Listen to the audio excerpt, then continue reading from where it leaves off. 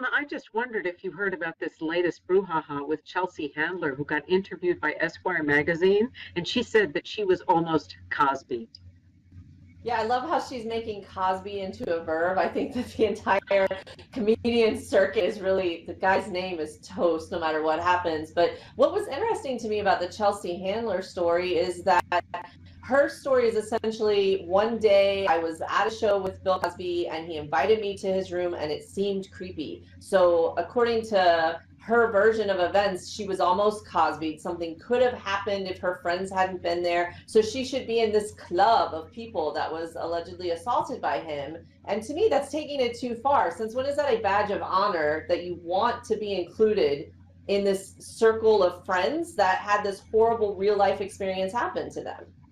Oh, bingo. I'm so glad that you said that. I felt like she was sort of pulling publicity to herself because while I'm glad that this issue is still in the news, it takes away from the fact that if these women were sexually assaulted by Bill Cosby, how many women, first of all, does it take to equal the weight of one man? You've got maybe 35 women over a period of 40 years saying this stuff, and they still can't get any traction. I mean, in many cases, the statute of limitations is up, so, it's their tough luck, basically, as horrible as that is to say. But I agree. I don't think that she should be capitalizing on this. I'm glad that she keeps it in the news, but at the same time, it isn't a badge of honor. I think that's a good point. Yeah, and she's really belittling what the actual victims are going through. And also, just because someone invites you into their hotel room doesn't mean it costs you. We've all traveled for work. Many of us have traveled with a colleague or a coworker, and he happens to be male.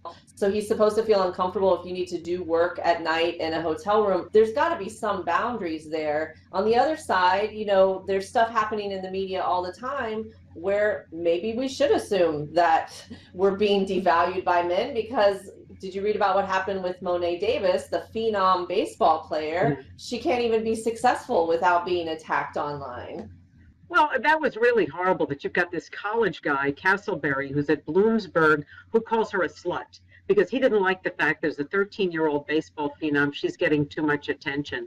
And, this also brings me to mind of what's our Twitter responsibility? What's our social media handle responsibility? Somebody who works for Governor Scott Walker just had to step down because she made all sorts of negative Twitter comments about Iowa.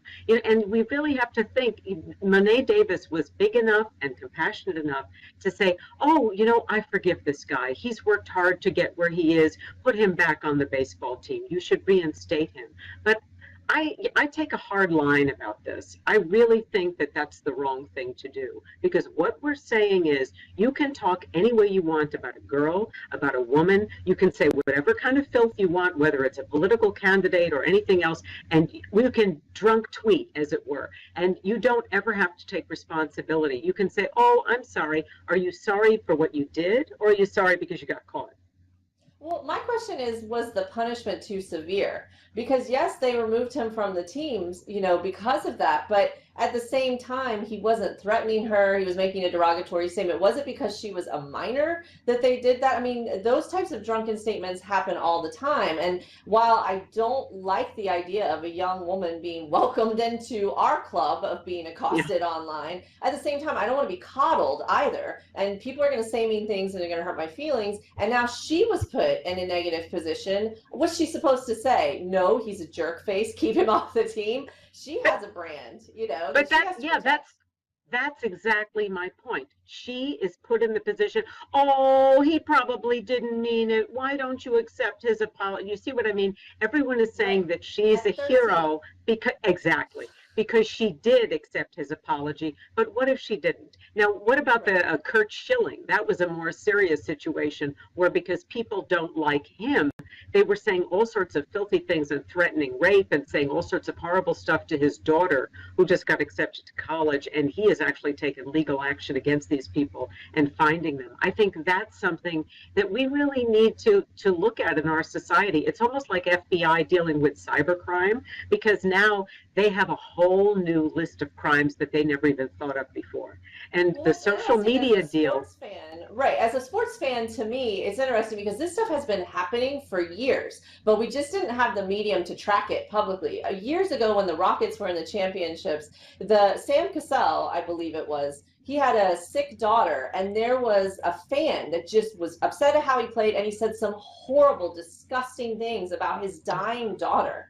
And it was terrible. It made the press, but it wasn't on Twitter. This was a fan that was sitting, 5 rows away. They asked him to leave and all of that, but it wasn't widely publicized. People getting out of control with sports is nothing new. And so, where do we draw the line? At what point in time is it just people getting rambunctious? And then when does that cross that line where is it when you insult someone's family? Is it when you threaten their family? Where is that line?